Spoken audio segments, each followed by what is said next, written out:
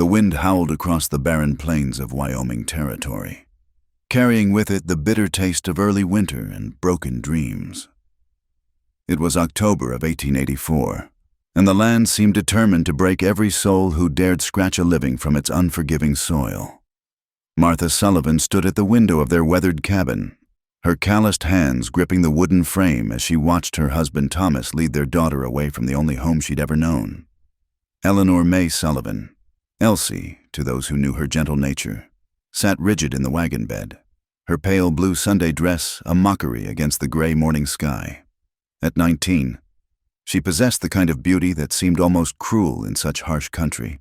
Honey-colored hair that caught sunlight like spun gold, eyes the color of sage after rain, and skin that had somehow retained its softness despite years of prairie sun. But none of that mattered now. She was cargo, nothing more.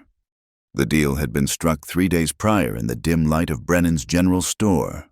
Thomas Sullivan, once a proud man who'd come west with dreams of rich farmland, had been reduced to bartering away his greatest treasure. 3 years of drought, failed crops, and mounting debts to the bank had crushed his spirit as thoroughly as hail had crushed his wheat. When Silas Monroe had ridden into town with his proposal, one strong draft horse in exchange for a bride, Thomas had agreed before the shame could choke the words in his throat. "Please, Papa," Elsie had begged when they'd told her, falling to her knees on the packed dirt floor.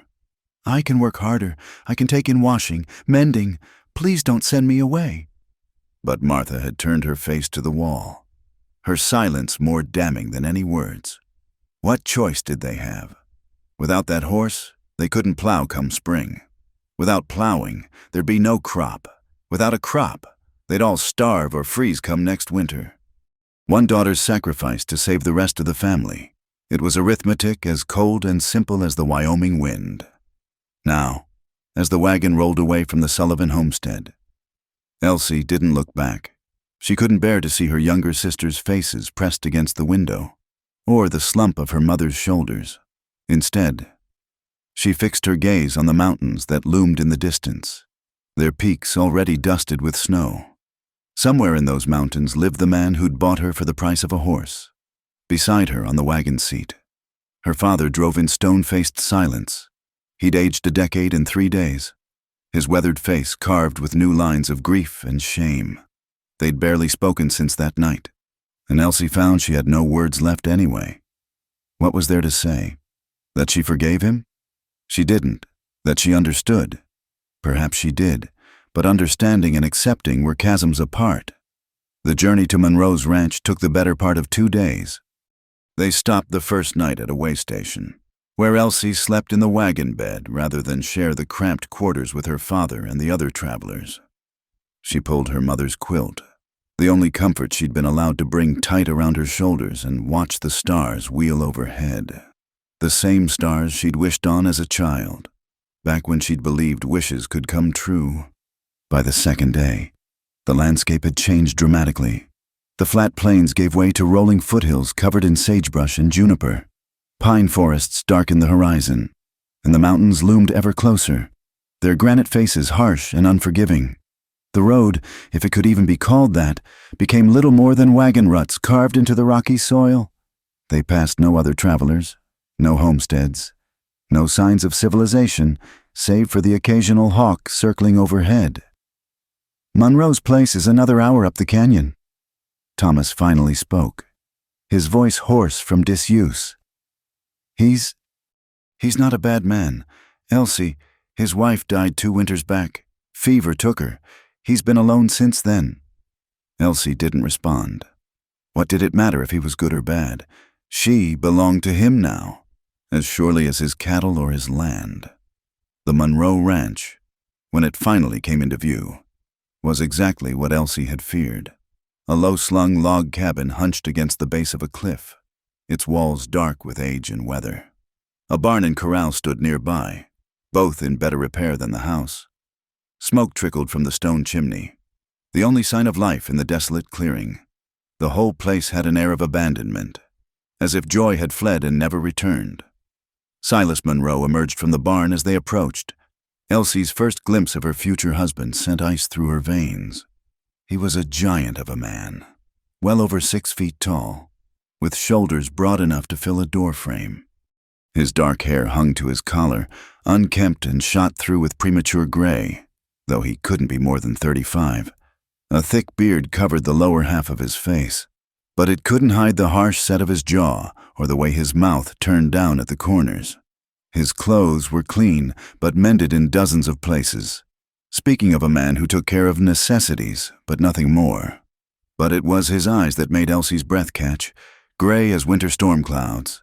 They held no warmth, no welcome, no hint of kindness. They swept over her once, assessing, then dismissed her as easily as he might judge cattle at auction. "Sullivan," he said by way of greeting, his voice deep and rusty from disuse. "Monroe." Thomas climbed down from the wagon, avoiding his daughter's eyes. "I've brought her, as agreed." The two men spoke briefly about the horse, when Thomas could collect it. What tack would be included, while Elsie sat frozen on the wagon seat. This was happening. This was real. She was being traded like livestock, and these men discussed the details as if she weren't even there. "Girl," Monroe said suddenly, and it took Elsie a moment to realize he was addressing her. "Get your things." With trembling hands, she gathered her small bundle of possessions: 2 dresses, her mother's quilt, a Bible, her hairbrush, and a small daguerreotype of her family taken 3 years ago, before the troubles began. Everything she owned in the world fit in a single flour sack. Thomas helped her down from the wagon, his hands shaking as badly as hers. For a moment, they stood facing each other, and Elsie saw tears gathering in his eyes. "Elsie, go," she said quietly, turning away. "Just go." She heard him climb back onto the wagon, heard the creak of wheels as he turned the team around. She didn't watch him leave. Instead, she stood in the dusty yard, clutching her pathetic bundle of belonging, as the sound of the wagon faded into silence. "Come on then," Monroe said. Already walking toward the cabin, Elsie followed, her legs feeling like water. The inside of the cabin was darker than the outside, with only 2 small windows to let in light. It was one large room with a stone fireplace at one end and a curtained alcove that she assumed hid the bed. The furnishings were sparse but well made: a table and 2 chairs, a rocking chair by the fire, shelves lined with supplies. Everything was clean but cheerless, utilitarian to its core. "You'll sleep there," Monroe said, pointing to a narrow cot near the fireplace. "For now." The implication hung heavy in the air, but Elsie was grateful for even this small reprieve. She set her bundle on the cot, her movements mechanical. "Can you cook?" His question was brusque, businesslike. "Yes." "Good. There's venison in the cold house, potatoes in the root cellar. Supper's at sundown." He moved toward the door, then paused. "The pump's out back for water. Outhouse is behind the barn. Don't wander off. Country's full of bears and worse." Then he was gone, leaving Elsie alone in the dim cabin. She stood there for a long moment, letting the reality of her situation wash over her. This was her life now. This cold, dark cabin. This silent, stern man. This existence as empty as the Wyoming plains. Outside, the wind picked up, rattling the windows and sending fingers of cold through every crack in the walls. Winter was coming, and Elsie had never felt more alone. She pressed her hand to her mouth to stifle a sob, then straightened her spine. Crying wouldn't change anything. Nothing would change anything. She had been sold for the price of a horse, and now she would have to find a way to survive it. With shaking hands, she reached for her apron and began to explore the kitchen, preparing to cook her first meal as Silas Monroe's purchased bride. Outside, the mountains loomed silent and eternal, indifferent to the small human drama playing out in their shadow. The first week passed in a blur of silence and routine. Elsie rose before dawn each day, stoking the fire that had burned low through the night, heating water for coffee and biscuits.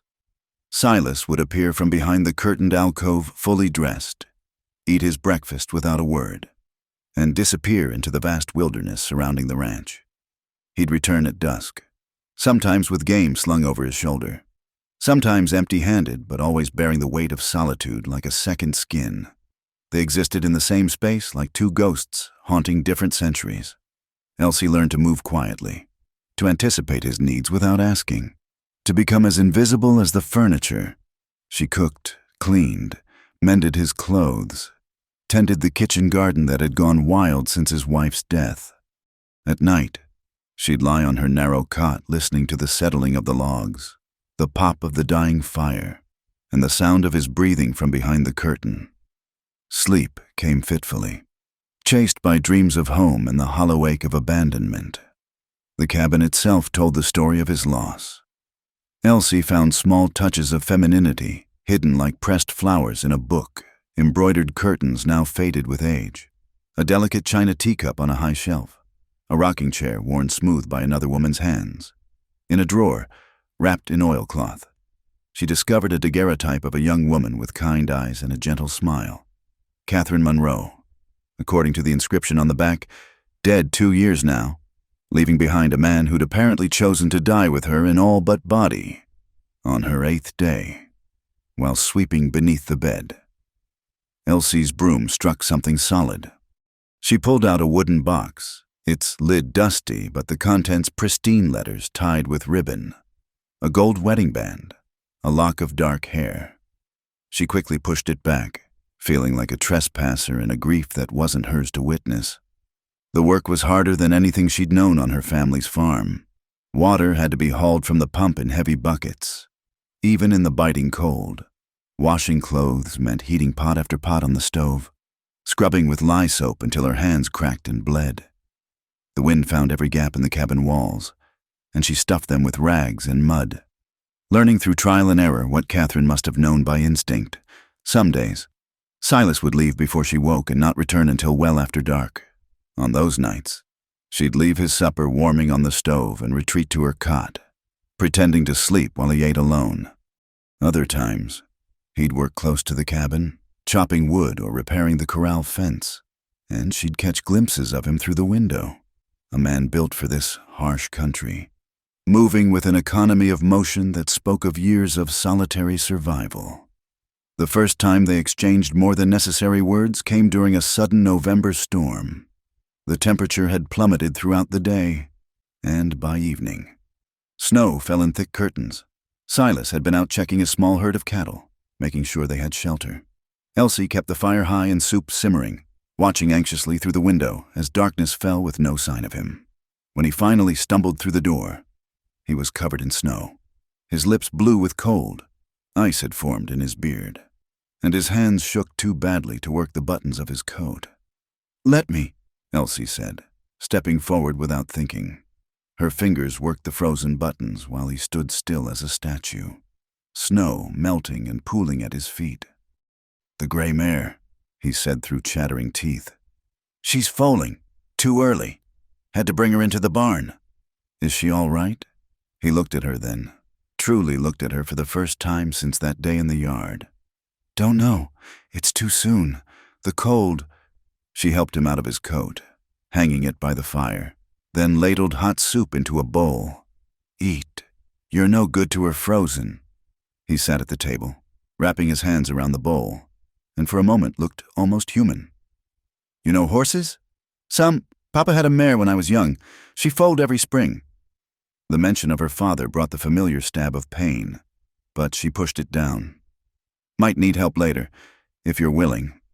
It was as close to a request as he'd made since she'd arrived. Of course. They spent that night in the barn, working by lantern light as the storm raged outside. The mare, a beautiful gray with a white star on her forehead, struggled through a difficult labor. Elsie held her head, whispering soothing words, while Silas worked to help the foal. His hands, so large and rough, moved with surprising gentleness.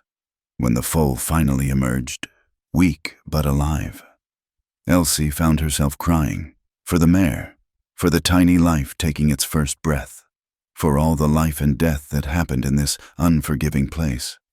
Silas wrapped the foal in old blankets, rubbing it vigorously to warm its blood.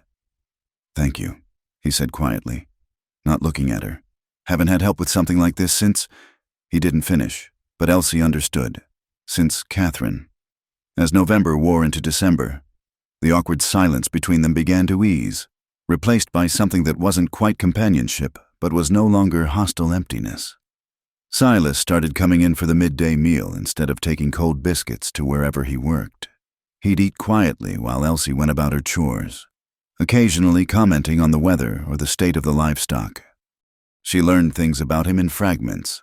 He'd come to Wyoming from Missouri after the war, seeking space and silence. He'd built the cabin himself, log by log. He read books in the evening, Shakespeare, sometimes, or almanacs, or the Bible, his lips moving slightly with the words. He carved small animals from wood scraps when the weather kept him inside, leaving them on random surfaces like offerings to household spirits. One evening, as she served supper, he said suddenly, "You can read?" "Yes, Mama taught all of us." He gestured to the shelf of books. "You can borrow them, if you like." It was the first kindness he'd offered, and Elsie felt her throat tighten. "Thank you." She chose carefully. Jane Eyre, and that night read by firelight while he carved a tiny horse from pine. The only sounds were the scrape of his knife, the turn of pages, and the eternal Wyoming wind. It was almost peaceful, but peace was fragile in that place. One December morning, Elsie woke to find Silas already gone, unusual even for him. She went about her morning routine, but unease prickled at her spine when he hadn't returned by noon. She wrapped herself in her heaviest shawl and ventured to the barn. She found him in the back stall, kneeling in the hay beside the gray mare. The horse lay still, her foal nudging at her side with confused, hungry sounds. Silas had one hand on the mare's neck, his head bowed. "Colic," he said without looking up. "Happened in the night. Nothing to be done." Elsie had seen enough death on the farm to recognize the practicality in his voice, but she also heard something else, a grief so deep it had no words. She knelt beside him in the hay, not touching, just present. "She was Catherine's horse," he said finally. "One of the last things." He stood abruptly and walked out, leaving Elsie with the orphaned foal. She stayed there for a long time, stroking the baby's soft nose, understanding a little better the weight of loss that filled every corner of this place. When she finally returned to the cabin, she found Silas sitting at the table, staring at nothing, without asking. She heated water and made coffee, strong and black the way he liked it. She set it before him along with a plate of cornbread, then went about preparing a bottle of milk for the foal. He watched her work, his gray eyes following her movements. "You don't have to be kind," he said suddenly. "I bought you. You don't owe me kindness." Elsie paused, considering her words carefully. Kindness isn't about owing. It just is. Something shifted in his expression, a crack in the wall he'd built around himself. But then it was gone, and he turned his attention to the coffee. That night, the worst storm yet descended on the mountain. Wind screamed through the valley like a living thing, and snow piled against the walls higher than the windows. The temperature inside dropped so low that ice formed on the water bucket. Elsie built up the fire as high as she dared, but still she shivered on her cot, the quilts insufficient against the brutal cold. She heard movement from behind the curtain. Then Silas appeared, wrapped in a buffalo robe. "You'll freeze," he said gruffly. "Come here." He settled in the rocking chair by the fire and held out the robe. After a moment's hesitation, Elsie joined him, letting him wrap the warm fur around them both. She sat rigid at first, acutely aware of his presence, the heat of his body, the steady rise and fall of his chest, the way his arms enclosed her without quite touching. "Just until the worst passes," he murmured. But exhaustion and warmth overcame awkwardness, and Elsie found herself relaxing against him. For the first time since leaving home, she felt safe, protected. The storm raged outside, but inside this small circle of warmth, she could almost forget she was a purchased bride. That home was lost to her forever, that tomorrow would bring back the walls between them. When she woke, hours later, gray dawn light was filtering through the ice-covered windows. The storm had passed, leaving behind a world transformed by snow.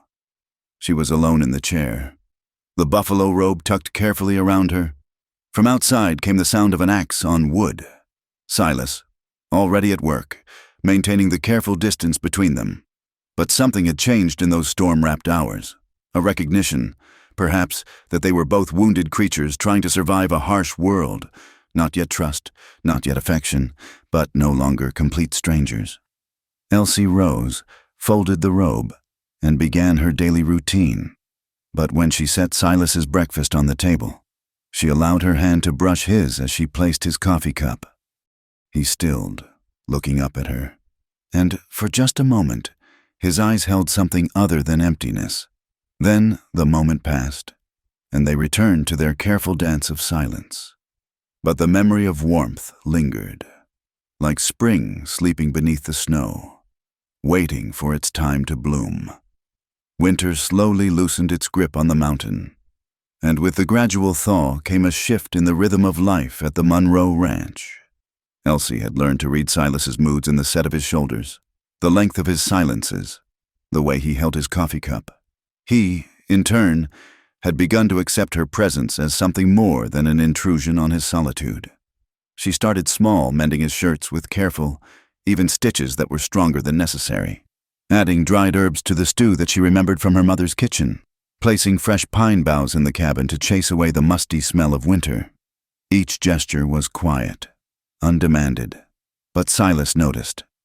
She could tell by the way his eyes lingered on the repaired tears, the way he took an extra spoonful of stew, the deep breath he took when entering the cabin.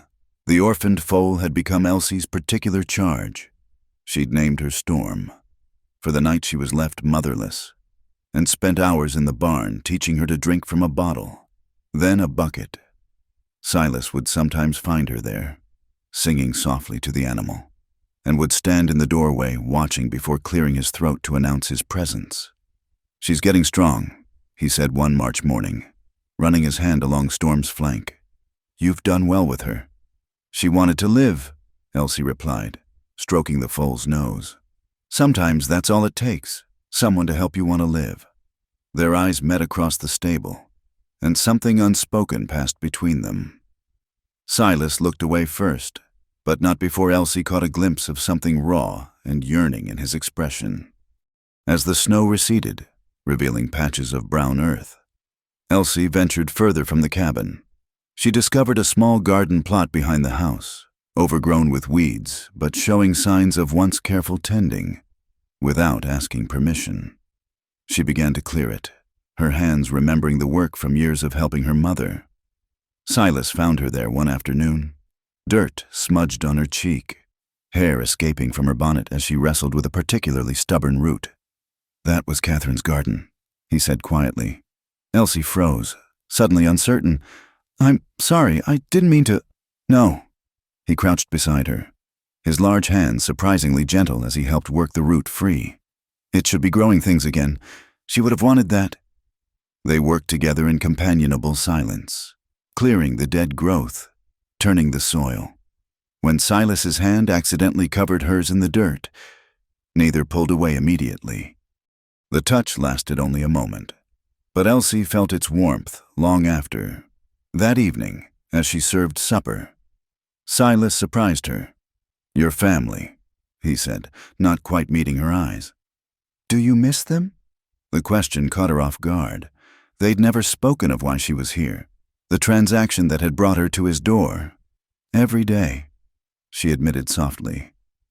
"My sisters especially.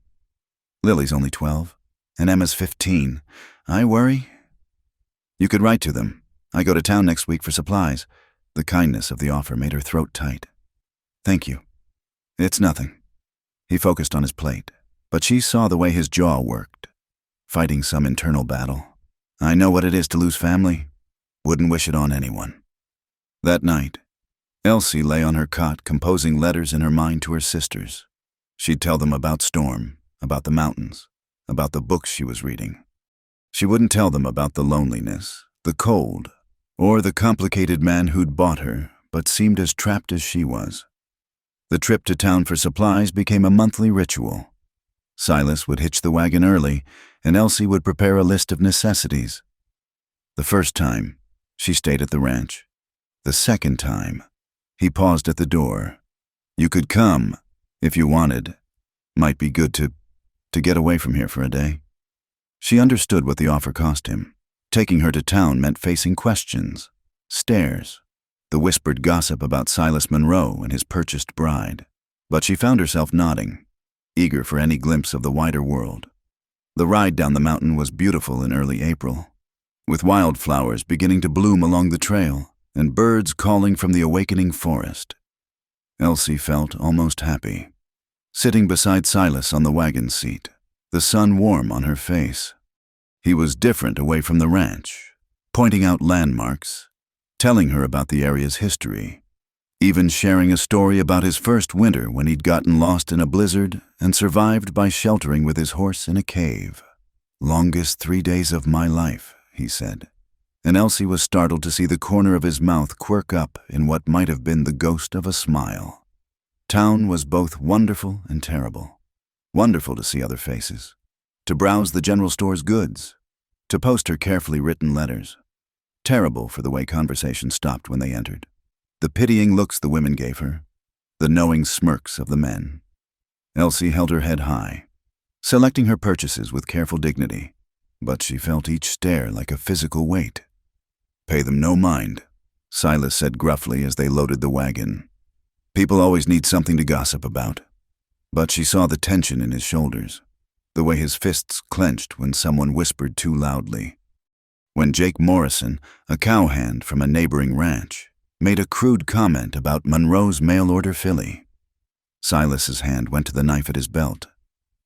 "Silas," Elsie said quietly, placing her hand on his arm.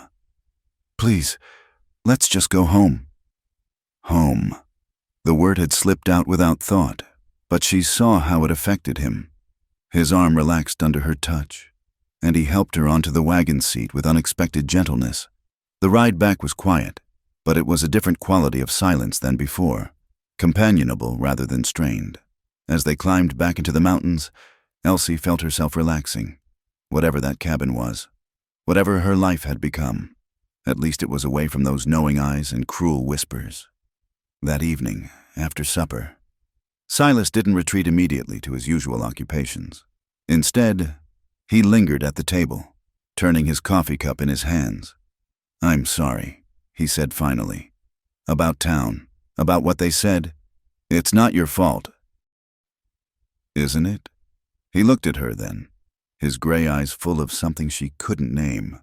"I'm the one who brought you here, who made you. We all make choices to survive," Elsie said carefully. "My father made his, you made yours, now I make mine." "And what choice is that?" She considered her words. "To find what good I can in where I am, to make a life from what I've been given."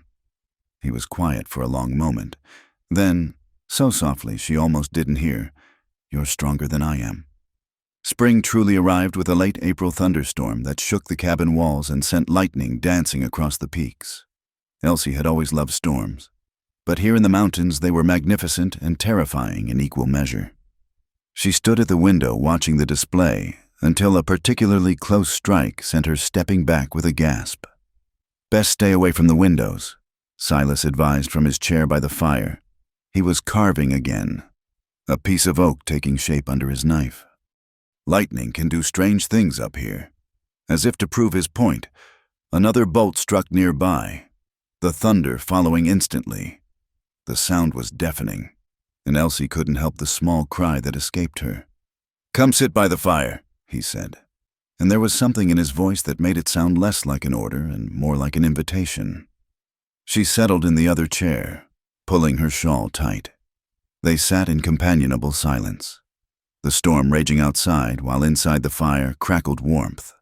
She watched his hands work the wood, sure and steady, creating something beautiful from raw material. "What are you making?" He held up the piece, and she could see it was taking the shape of a horse. Thought Storm might like a monument to her mother. The thoughtfulness of it, the care in each carved line, made her heart constrict. "She's lucky to have you looking after her." It's you who's done the looking after. He set the carving aside, his eyes finding hers in the firelight. You've done a lot of looking after since you came here. The house hasn't been this alive in a long time. I just do what needs doing. No. He leaned forward, his expression intense. You do more than that. You make things better. Make them... He struggled for words, then gave up, sitting back with a frustrated sound. Elsie felt her cheeks warm. You're not so bad at making things better yourself. This place, the way you've built it up from nothing, the way you care for your animals, the way you... She paused, then forged ahead. The way you've been patient with me, when you didn't have to be. Something shifted in his expression. A wall crumbling. Eleanor, Elsie. He used her name for the first time, and it sounded like a prayer on his lips. I need to tell you something. About why I brought you here. She waited, heart pounding, as he gathered his words. When Catherine died, I thought I'd die too. Wanted to. But I'm too stubborn or too cowardly. I don't know which. Instead, I just stopped living. Went through the motions.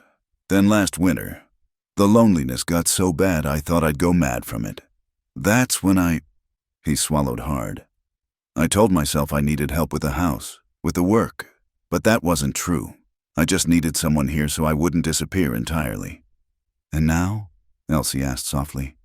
He looked at her then, really looked at her, and she saw everything in his eyes, the grief, the loneliness, the guilt, and underneath it all, something new and fragile and terrifying in its hope.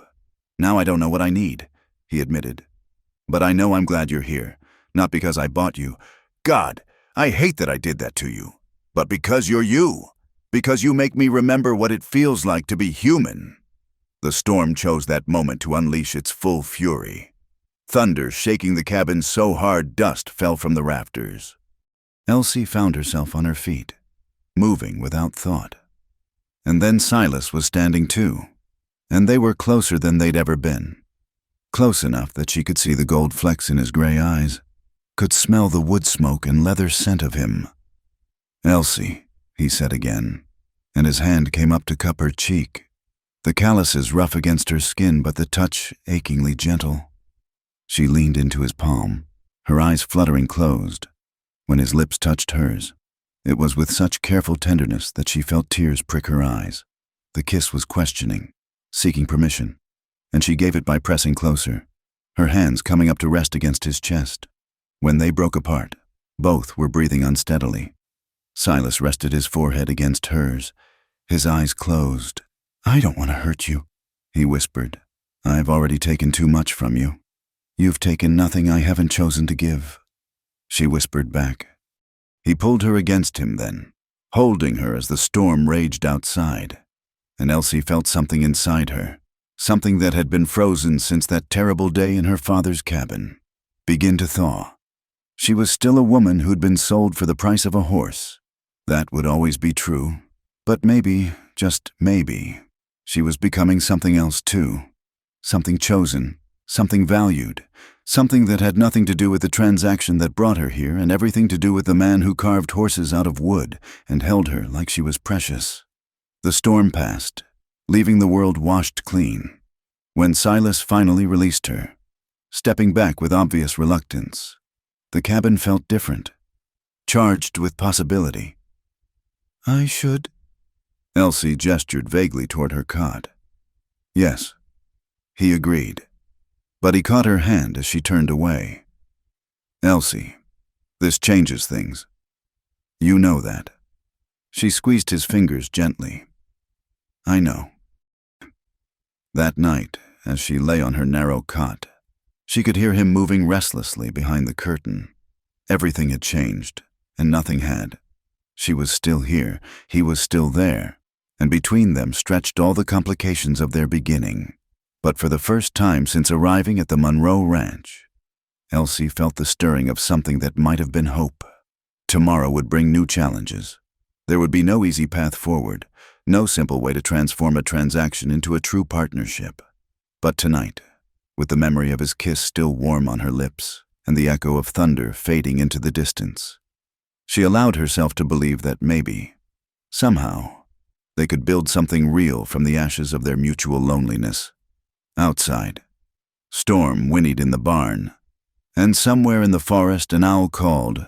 The mountain stood eternal, indifferent to human struggles. But inside the small cabin, two damaged souls had taken the first tentative step toward healing. It was enough. For now, it was a beginning. The days following the storm were filled with a new kind of tension. Where before there had been careful distance, now there was awareness of every glance, every accidental touch, every word spoken in the close confines of the cabin. Silas threw himself into his work with renewed intensity, often leaving before dawn and returning well after dusk. Elsie understood. The kiss had opened a door neither was quite ready to walk through, but the awareness remained, electric in the air between them. When he handed her the water bucket, their fingers brushed and both pulled back as if burned. When she served his meals, she was acutely conscious of standing close enough to feel the warmth radiating from his body. At night, she lay awake listening to him move restlessly behind the curtain, knowing he was as sleepless as she. A week passed this way. Then, too, the garden began to show signs of life, tiny green shoots pushing through the dark soil. Storm grew stronger each day, beginning to show the spirit of a young horse, and the tension in the cabin grew until it was almost unbearable. It broke on a warm May evening. Elsie had made a special effort with supper venison stew with wild onions she'd found near the creek, fresh bread, even a dried apple pie made with the last of the winter stores. Silas ate in his usual silence, but she caught him watching her as she moved about the kitchen. "This is good," he said finally, indicating the pie. "Haven't had anything like this since Catherine." Elsie finished quietly. "You can say her name. She was your wife. You loved her." He set down his fork, his jaw working. "Yes, I loved her. Love her still, I suppose. But that's not—" He stopped, frustrated. "It's not fair to you, any of this." "What's not fair?" "You being here because of money, me wanting—" He pushed back from the table abruptly. "I'm going to check the horses." But Elsie had had enough of his retreating. "No," she said firmly, standing to block his path. "You're going to finish what you were saying." He looked down at her, his gray eyes turbulent. "You don't understand." "Then help me understand." "I want you," he said roughly. "God help me. I want you in my bed, in my life, in all the ways a man wants a woman. But you're here because I bought you like cattle. And every time I look at you, I remember that. Remember what I took from you." "And what did you take?" She moved closer, close enough to see the pulse jumping in his throat. "A life where I watched my family slowly starve, where I would have been married off to whoever could offer the most anyway. You think my father wouldn't have found another buyer if not you? That doesn't make it right." "No," she agreed. "But it makes it what is." "And what is Silas Monroe is that I'm here and you're here, and we can either spend the rest of our lives dancing around each other or we can choose to make something real from this. How can it be real when it started with—" She silenced him by pressing her fingers to his lips. "Everything starts somewhere. Seeds start in dirt. Rivers start as rain. We started wrong, yes, but that doesn't mean we have to end wrong." He caught her hand, holding it against his mouth. His eyes closed, and she felt him press a kiss to her palm. "Elsie," he breathed against her skin. "I'm not a good man. I've done things. We all have histories," she said softly. "Tell me yours, and I'll tell you mine, and maybe we can find a future somewhere between them." He led her to the chairs by the fire, still holding her hand as if he couldn't bear to let go. The story came haltingly at first, then in a rush like a dam breaking. His name was Silas James Monroe, born in Missouri to a farming family. He'd fought in the war, though he didn't say for which side, and Elsie didn't ask. After the war, he'd married Catherine, his childhood sweetheart, and they'd come west seeking a new start. They'd built the cabin together, log by log, dream by dream. She made this place live, he said, staring into the fire. Had a laugh that could fill the whole valley. She'd sing while she worked, talk to the animals like they were people. When she got sick, the fever had come fast. Too fast for the doctor from town to help, even if the weather had allowed travel. She died in his arms on a December night, delirious and burning.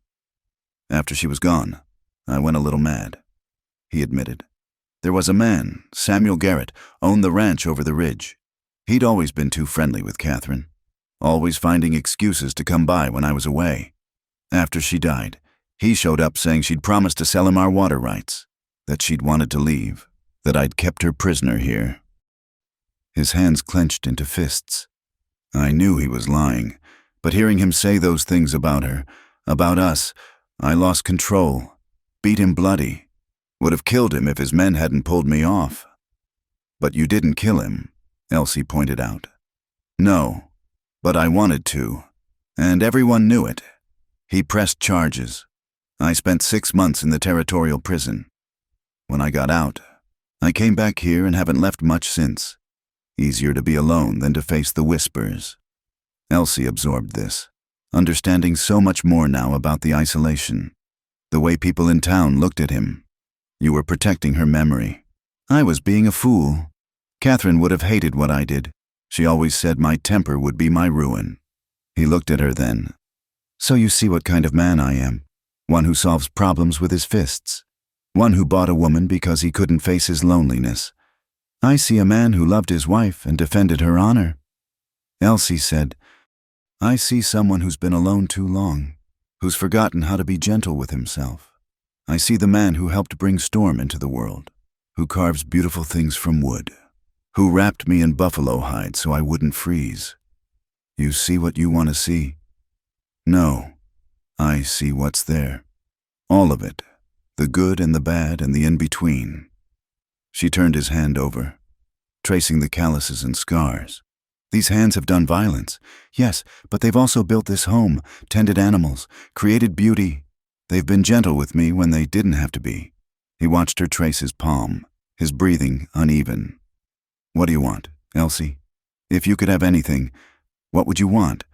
I want to choose, she said simply. For once in my life, I want to choose my path instead of having it chosen for me. Then choose. She looked up at him, seeing the vulnerability in his eyes, the hope and fear warring in his expression. Slowly, deliberately, she brought his hand to her lips and kissed each scarred knuckle. I choose to stay, she said.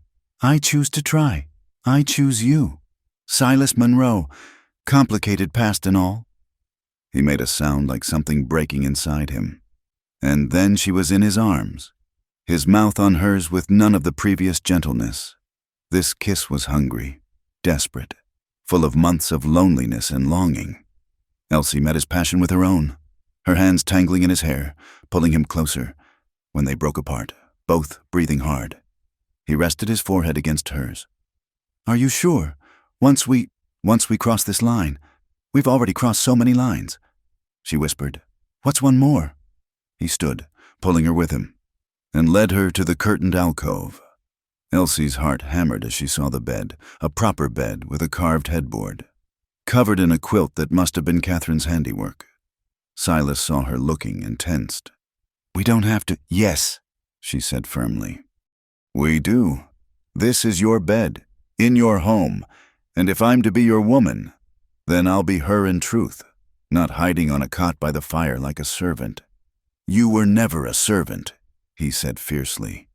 Never. Then show me what I am. What followed was unlike anything Elsie had imagined in her girlish dreams of marriage. There was passion, yes, but also tenderness. Silas's hands shook as he helped her with the buttons of her dress, as if she were something precious that might break. He kissed her throat, her shoulders, the inside of her wrists, mapping her body with reverent touches. So beautiful, he murmured against her skin. How are you so beautiful? When they came together, it was with a rightness that transcended their beginning. In that moment, she wasn't a woman bought for a horse, and he wasn't the man who'd bought her. They were simply two people choosing each other, finding home in each other's arms. Afterward, they lay entwined, Elsie's head on his chest, listening to his heartbeat slow. His fingers combed through her unbound hair, and she felt his chest rise and fall with a deep sigh. "I don't deserve you," he said quietly. "Deserve has nothing to do with it," she replied. "We're here, we're together, and we choose to make the best of it. That's all anyone can do." Morning came too soon, bringing with it reality. Silas woke first, and Elsie felt him tense beside her. But before he could pull away, she tightened her arm around him. "No regrets," she said firmly. "Whatever comes, no regrets." He relaxed, pressing a kiss to her forehead. "No regrets," he agreed, but even as they rose and went about the morning chores, Elsie could see the wheels turning in his mind. That evening, as they sat down to supper, he cleared his throat. "We should go to town, talk to the preacher." She looked up, startled. "What?" "Make it proper, legal. If you're to be my wife in truth, then let's make it so in law." He reached across the table to take her hand. "I can't undo how we started, but I can make sure you're protected. If something happens to me, this place should be yours. Silas, I know I'm not what you would have chosen, if you'd had a choice. But I swear to you, Elsie, I'll spend whatever time we have trying to be worth your sacrifice." She squeezed his hand, tears pricking her eyes. "You already are." They went to town that Saturday. The preacher, Reverend Williams, was a kind man who asked no questions about their circumstances. The ceremony was simple. Just them, the Reverend, and his wife as witness. Silas had somehow procured a simple gold band, which he slipped onto her finger with hands that trembled slightly. "With this ring, I thee wed," he said, his voice rough with emotion. "For whatever time God grants us." "For whatever time God grants us," she repeated, sealing their unconventional union. The trip back to the ranch was quiet, but it was a comfortable quiet. Elsie kept looking at the ring on her finger, still hardly believing it was real. She was married, truly married. Not just bought and traded, but chosen and choosing. That night, as they lay in their marriage bed, Silas traced the ring with his thumb. "I wish I could have given you better. A proper wedding, family there, a dress." "I have what I need," Elsie assured him. "I have you, such as I am, such as you are," she agreed, kissing him softly. "My complicated, stubborn, wonderful husband." He made a sound between a laugh and a sob, burying his face in her hair. "How do you do that? Make me believe I might be worth something after all?" "Because you are. Because I see who you really are, under all that guilt and grief. And that man is worth everything." They made love again, slower this time, savoring each touch and kiss. And when they finally slept, it was deeply and dreamlessly, two souls no longer alone in the darkness. But morning would come, as it always did, and with it would come challenges. The past wasn't so easily buried, and the future remained uncertain. For now, though, they had a choice made, a bond formed, a chance at something real born from the ashes of something wrong. It was enough. It was everything. It was a beginning. The honeymoon period, such as it was, lasted exactly 3 weeks. 3 weeks of tentative happiness, of learning each other's rhythms as husband and wife, of stolen kisses during chores and long evenings by the fire. Then came the trip to town that shattered their fragile peace. It started innocently enough. They needed supplies: flour, salt, coffee, fabric for new curtains Elsie wanted to make. The morning was bright and clear, and Silas actually smiled as he helped her onto the wagon seat. "Maybe we'll stop at the hotel for lunch," he suggested. "They serve a fair beef stew." It was the most carefree she'd ever seen him, and Elsie's heart swelled with hope. Perhaps they really could build something good here, despite everything. The first sign of trouble came at the general store. Mrs. Henderson, the proprietor's wife, served them with pinched lips and avoided Elsie's eyes. When Elsie selected a bolt of cheerful yellow fabric, the woman sniffed, Making yourself at home, I see, she said, her tone dripping disapproval. Elsie's cheeks burned, but she kept her voice level. Yes, ma'am. It's my home now. Indeed. How fortunate for you.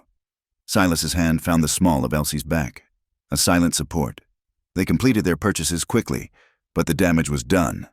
The joy had leaked out of the day like air from a punctured lung. It got worse outside.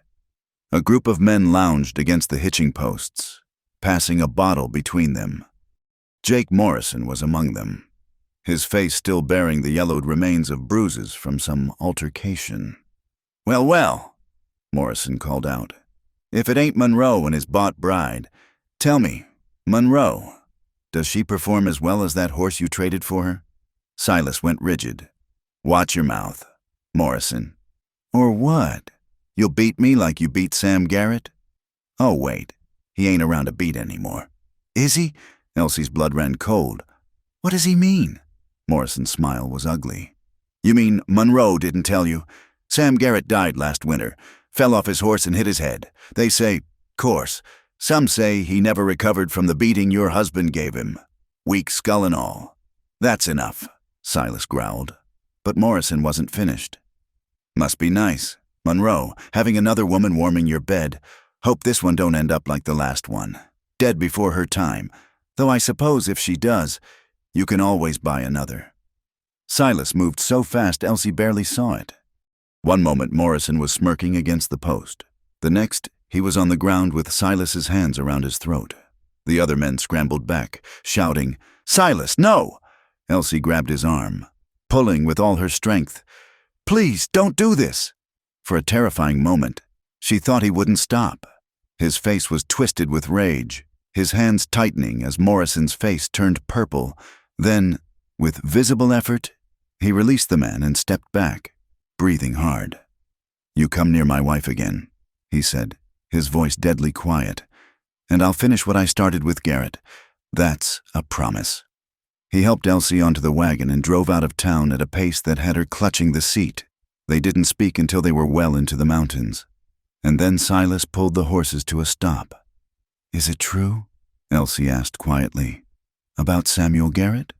Silas stared at the reins in his hands. He died, had been drinking, fell from his horse, hit his head on a rock. He paused. But yes, there were some who said the old injury made him vulnerable. That if I hadn't, you didn't kill him. Might as well have. His voice was bleak. Just like I might as well have killed Catherine by bringing her to this God-forsaken place. And now I'm dragging you down too. Stop it. Elsie's voice was sharp. Stop taking responsibility for things beyond your control. You didn't force Garrett to drink and ride. You didn't cause Catherine's fever. And you certainly aren't dragging me anywhere I haven't chosen to go. You chose based on lies. I should have told you about Garrett. Yes, she agreed. You should have. Just like my father should have asked me before selling me. But here we are, Silas. Here we are. And I'm tired of looking backward. But the damage was done. The easy warmth between them cooled, replaced by a careful distance. Silas threw himself into work with renewed fervor, often not returning until well after dark. When he did come to bed, he held himself apart, as if afraid to touch her. After 3 days of this, Elsie had enough. She waited until he'd finished supper, then stood between him and the door. No, she said firmly. You're not running away again. I have work. The work will keep. This won't. She crossed her arms. Do you regret marrying me? What? No, of course not. Then why are you acting like it? Why are you pulling away? He sank into a chair, suddenly looking older than his years. Because Morrison was right, about all of it. I'm a violent man who bought a wife because I couldn't face being alone. You deserve better. I deserve the truth, Elsie countered. And the truth is, you're using guilt as an excuse to push me away. It's easier than actually trying, isn't it? Easier than risking being happy again. You don't understand. I understand perfectly. Her voice rose. You're a coward. Silas Monroe. Not for what you did to Garrett, but for what you're doing now. You're so afraid of hurting me that you're hurting me worse by shutting me out. I'm trying to protect you. From what? From you? She laughed bitterly. Too late for that. I'm your wife, remember? For better or worse, though apparently you only meant the worst part. She turned on her heel and walked out into the evening air, needing space, needing to breathe. The garden called to her, and she knelt among the growing plants, pulling weeds with perhaps more force than necessary. She didn't know how long she'd been there when she heard his footsteps. He stood at the garden gate, uncertain. Catherine planted rosemary there, he said quietly, pointing to a corner. Said it was for remembrance. And what do you want to remember? Silas? He was quiet for a long moment. Everything. The good and the bad. Her laughter and her death. The man I was with her and the man I became after. And you. His voice caught. I want to remember every moment with you, because I'm so afraid I'm going to ruin this too. Elsie stood, brushing dirt from her hands. You can't ruin something by loving it, only by being too afraid to try. I don't know how to be a husband anymore. I barely knew then. And Catherine. She made it easy. She was sunshine itself. You shouldn't have to work so hard just to get me to act human. I'm not Catherine, Elsie said. I don't want to be. I'm not sunshine. I'm more like these mountains. Steady, stubborn. Here for the long haul, whether you like it or not. He moved into the garden, reaching out to touch her face with tentative fingers. I see you, you know. Every morning when you think I'm not looking. The way you hum when you're content. How you talk to Storm like she's a person. The way your eyes light up when you're reading. His thumb stroked her cheek. I see you, and it terrifies me how much I want to keep you. Then keep me, she whispered. Stop pushing me away and just keep me. He kissed her then, desperate and hungry, and she met him with equal fervor. They didn't make it to the house, instead coming together there in the garden, among the new growth and the old memories, claiming each other with an urgency born of fear and need and love too new to name. Afterward, as they lay on the soft earth looking up at the emerging stars. Silas pulled her close. I'll try, he promised. I can't promise I'll be good at it, but I'll try to stop running. That's all I ask. But the universe, it seemed, wasn't done testing them. The next morning brought an unexpected visitor, a woman on horseback, travel-worn and grim-faced. Elsie recognized her immediately, though she'd aged years in months. Mama? She flew from the porch, hardly believing her eyes. What are you doing here? Is everyone all right? Martha Sullivan dismounted slowly, her face etched with exhaustion. Your father's dead, she said without preamble. Broke his neck falling from that damned horse. The girls and I, we have nothing. The bank took the farm. I didn't know where else to go. Elsie felt the world tilt. Her father, dead. Despite everything, grief crashed over her. When? 2 weeks ago. We've been traveling since, staying where we could. Martha's eyes moved past Elsie to where Silas stood on the porch. I wouldn't have come. But the girls, where are they? In town, at the hotel. I wanted to see, to make sure. She swallowed hard. To make sure you'd have us before I brought them here. Of course we'll have you, Elsie said immediately, then caught herself. Looking back at Silas, this was his home, his decision too. He came down the steps slowly, his expression unreadable. Martha lifted her chin, meeting his gaze defiantly despite her obvious desperation.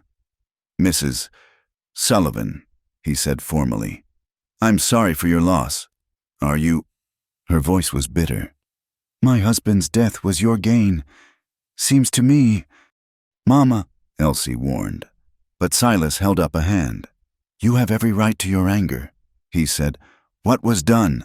It wasn't right, but your daughter is my wife now, legal and proper. And this is her home. Her family will always be welcome here. Martha's composure cracked. I sold my daughter for a horse that killed my husband. How's that for justice? Come inside, Elsie said gently, taking her mother's arm. You need food and rest. We'll send for the girls. The next hours were a blur of activity. Silas rode to town to collect Lily and Emma while Elsie settled her mother, prepared food, and tried to process the tornado of emotions. Her father was dead. Her family was here. Her two worlds were colliding, and she didn't know how to reconcile them. When Silas returned with her sisters, their reunion was tearful and chaotic. Lily, only 12, clung to Elsie sobbing. Emma, 15 and trying to be strong, stood stiffly until Elsie pulled her into the embrace. "It's all right," Elsie murmured, though she wasn't sure anything would be all right again. "You're safe now. We're together." Dinner that night was awkward beyond words. 6 people crowded around a table meant for 2, the weight of their strange circumstances heavy in the air. Silas ate in silence while Martha picked at her food, and the girls stared around the cabin with wide eyes. "You'll take our bed," Elsie said to her mother. "Silas and I can—" "No," Silas interrupted. "I'll sleep in the barn. You women take the house." "That's not necessary." "It is." His tone brooked no argument. "Until we can build proper accommodations, this is best." He excused himself shortly after, leaving Elsie to manage the sleeping arrangements and her family's questions. It was near midnight when she finally slipped out to the barn, finding him sitting on a hay bale, carving by lantern light. "You can't sleep out here forever," she said. "I've slept in worse places." He didn't look up. "Your family needs time to adjust, to grieve. What about what we need?" He did look up then, and the loneliness in his eyes matched her own. "What we need will have to wait. I told you, Elsie, everything I touch gets complicated. This isn't your fault." "No, but it's my responsibility now. A house with 3 more mouths to feed. Your mother who hates me. Girls who need raising." He set down his carving. "This isn't what you bargained for either." "None of us bargained for any of this," Elsie said. "But we'll make it work. We have to." "Do we?" He stood, moving to check on the horses. "Maybe this is a sign. Maybe, if you're about to suggest I leave with them, you can stop right there." Her voice was steel. "I'm your wife. This is my home. Yes, my family is here now. And yes, it's complicated, but that doesn't change us. Doesn't it?" He turned to face her. "How am I supposed to be a husband to you with your mother watching my every move? How are we supposed to build a life with—" She silenced him with a kiss, pouring all her frustration and love and determination into it. When she pulled back, they were both breathing hard. "We'll find a way," she said firmly, "because the alternative is giving up, and I'm too stubborn for that. Aren't you?" A ghost of a smile touched his lips. "You're going to be the death of me, woman." "Probably," she agreed. "But what a way to go." He pulled her against him, burying his face in her hair. 2 weeks, he murmured. "Give me 2 weeks to build an addition, a real room for your mother and sisters, then we can try to find our way again." 2 weeks, she agreed, though it felt like a lifetime. As she walked back to the house, Elsie looked up at the stars scattered across the Montana sky. Her father was dead, her family displaced, her marriage tested before it had barely begun. But she was still standing, still fighting, still choosing to believe that love could grow in even the rockiest soil. Inside, she found her mother sitting by the dying fire, looking older than her years. "He's a hard man," Martha said without preamble. "He's a good man," Elsie countered. "Complicated, yes, but good. You defend him after what he did. What he did was offer me a home when our family had nothing left to give me but sacrifice. What he did was marry me properly when he didn't have to. What he's doing now is opening his home to the family of the woman he bought, despite having every reason to turn you away." Martha was quiet for a long moment. "You love him." It wasn't a question, but Elsie answered anyway. "Yes, not the way I thought I'd love a husband. Not easily or simply, but yes." "Then I'll try," Martha said wearily. "For you. I'll try to see what you see." It was more than Elsie had hoped for. As she settled onto the floor near her sisters, listening to their sleeping breaths, she held on to that small victory. Tomorrow would bring new challenges. How to feed 6 on resources meant for 2. How to integrate her family into this isolated life. how to maintain her marriage under her mother's watchful eye. But tonight, she had her sisters safe under her roof, her mother trying to understand, and her husband working to build them all a future. It wasn't the life she'd imagined, but it was the life she had, and despite everything, she was grateful for it. 2 weeks turned into 3, then a month. The addition to the cabin grew slowly, as Silas worked alone, refusing help from anyone. The strain showed in the dark circles under his eyes, the tense set of his shoulders, the way he barely spoke at meals before disappearing again. The fragile connection Elsie had built with him seemed to fracture more each day. Living with her family in the small cabin was its own challenge. Lily, still grieving their father, clung to Elsie constantly. Emma helped with chores but watched Silas with suspicious eyes, and Martha's presence was like a constant reproach, a reminder of the transaction that had started everything. The breaking point came on a hot July afternoon. Elsie had spent the morning teaching her sisters to tend the garden, finding solace in their chatter and the growing plants. When she entered the cabin to start lunch, she found her mother going through the drawer where she'd once discovered Catherine's things. "Mama, no," Elsie said sharply. "Those aren't yours to touch." Martha held up the daguerreotype of Catherine. "She was beautiful. No wonder he can't let her go. Put it back." "You're living in a dead woman's shadow. Eleanor, wearing her clothes, sleeping in her bed, trying to fill a space that isn't yours." "This is my home," Elsie said, her voice shaking with anger. "My life. You don't get to judge it." "I'm your mother. It's my job to judge when I see my daughter throwing herself away on a man who bought her like livestock. A man who took in your family when he didn't have to." Elsie snatched the photograph away. "A man who's breaking his back building you a room so you don't have to sleep on his floor. A man who hasn't touched you since we arrived," Martha said quietly. "I may be old, Eleanor, but I'm not blind. He sleeps in the barn. You think I don't see how you look at that curtained bed? You're a wife in name only now." The truth of it hit Elsie like a physical blow. She sank into a chair, the fight going out of her. He's trying to be respectful, to give you all time to adjust. Or he's remembered he doesn't need you anymore. Men are like that. Once they get what they want, they lose interest. Silas isn't like that. Isn't he? Where is he now? Eleanor, working on that addition? Or finding excuses to avoid the house full of reminders of what he did? Elsie couldn't answer because she didn't know. The distance between her and Silas had grown so gradually she'd hardly noticed until it was a chasm too wide to cross. That evening, she found him not working on the addition but sitting by the creek, staring at the water. He looked up when she approached but didn't speak. "The room's nearly finished," she said, settling beside him on the bank. "Another few days." His voice was hoarse from disuse. "And then what? Will you come back to the house, back to our bed, or will you find another reason to stay away?" He picked up a stone, turning it over in his hands. "Your mother's right about me. My mother doesn't know you. She knows I bought her daughter. That's enough." "It's not enough for me." Elsie's frustration boiled over. "Do you regret marrying me? Just tell me straight. Silas, do you wish you'd never brought me here?" "No." The word came quick and fierce. "No, I don't regret you. But I regret that you're trapped now. Your family's here, depending on us.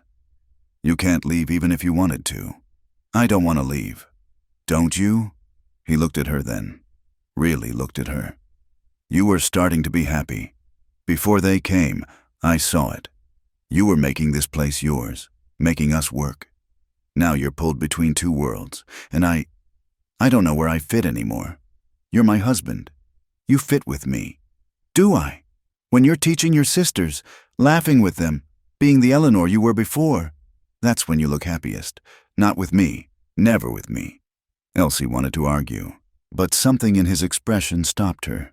The raw vulnerability there, the genuine belief that he was somehow lacking. "Come to the house tonight," she said instead. "Sleep in our bed. Please, Silas, I miss you." He was quiet for a long moment. Then, "Your mother? My mother will have to accept that I'm a married woman. This is our home, our life. She can be part of it or not, but she doesn't get to dictate terms. Strong words. I'm tired of being gentle while everything falls apart.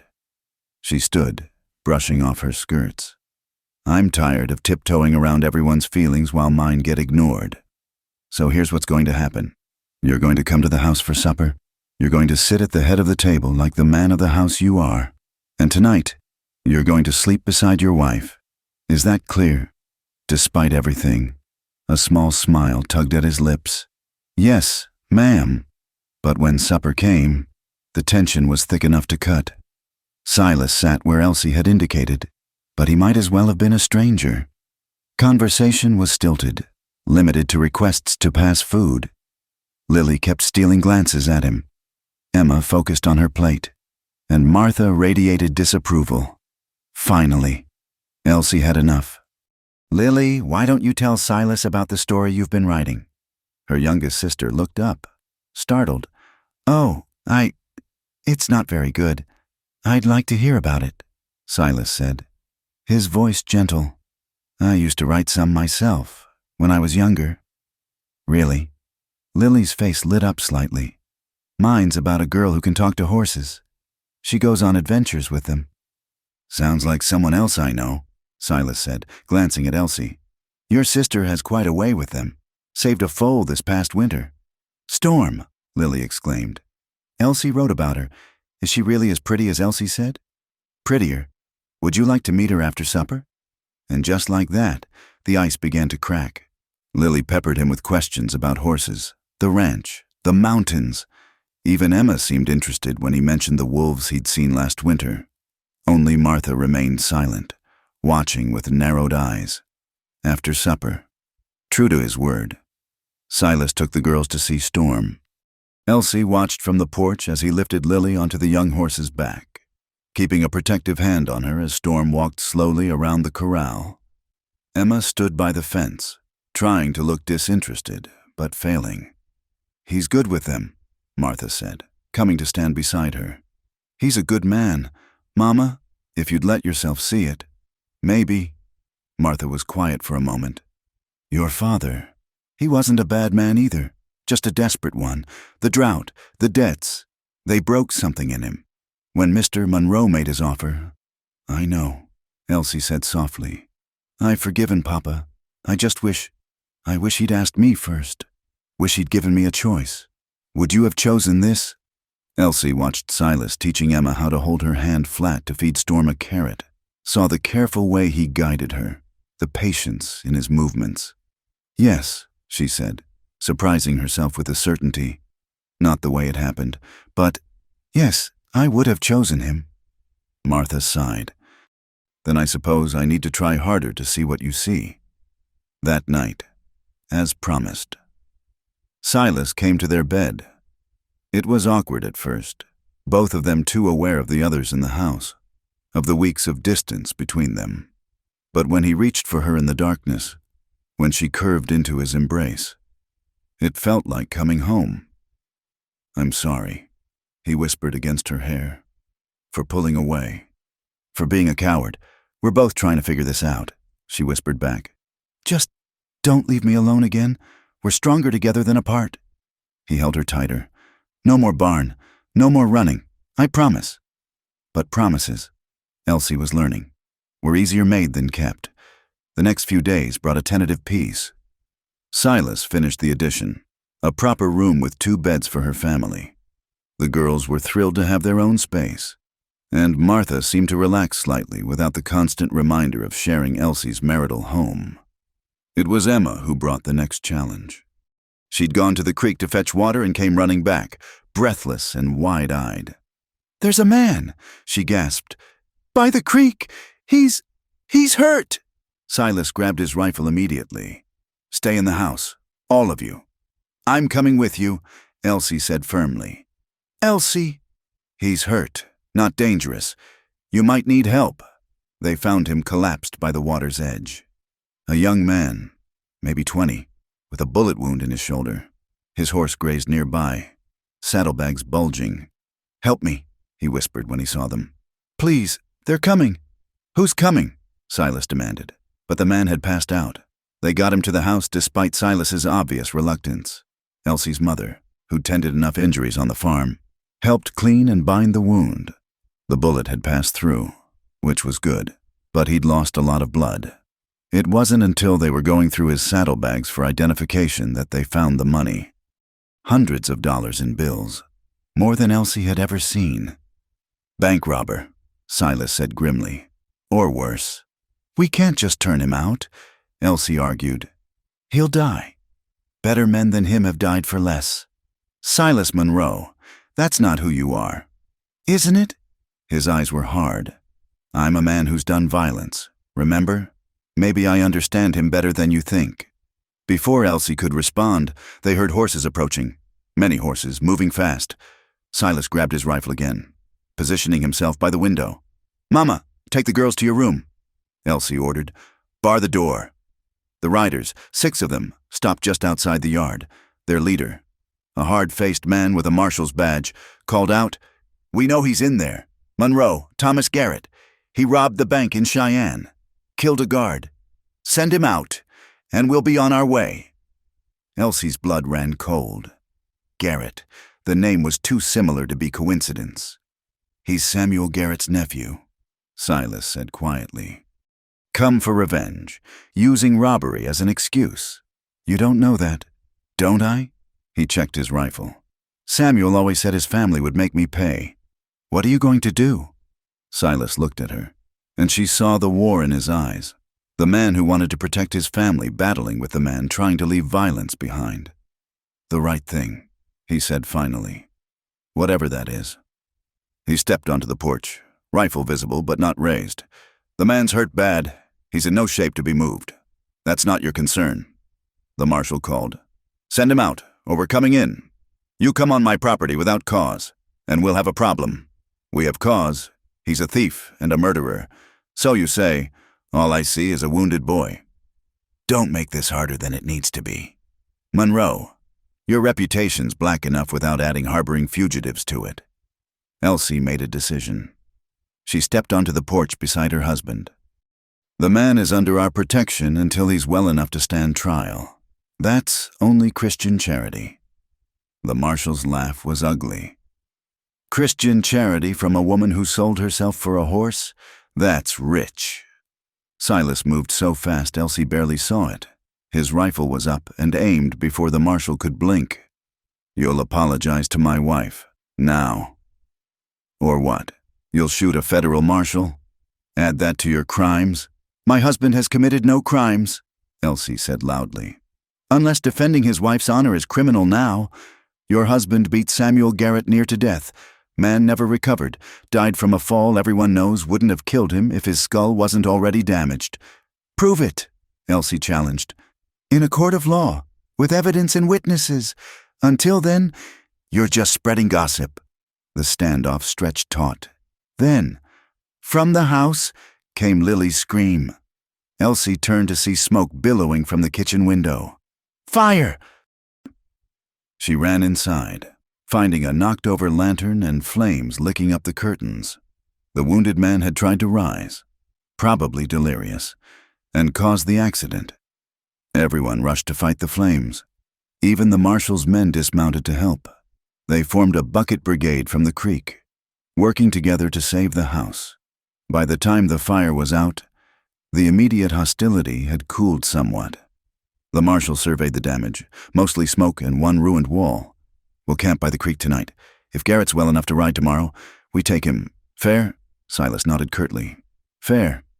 That night, as they cleaned soot and assessed damage, the young man, Thomas Garrett, woke fully. His eyes found Silas and widened with recognition. "You're him," he whispered. "The one who killed my uncle." "Your uncle died in a riding accident," Silas said evenly. "After you ruined him. He was never the same after that beating. Drank himself stupid most days." The boy's eyes were fever bright. "I came here to kill you, robbed that bank for traveling money. Didn't mean for the guard to die, but he got in the way." "So you're a murderer come to commit another murder?" Elsie said.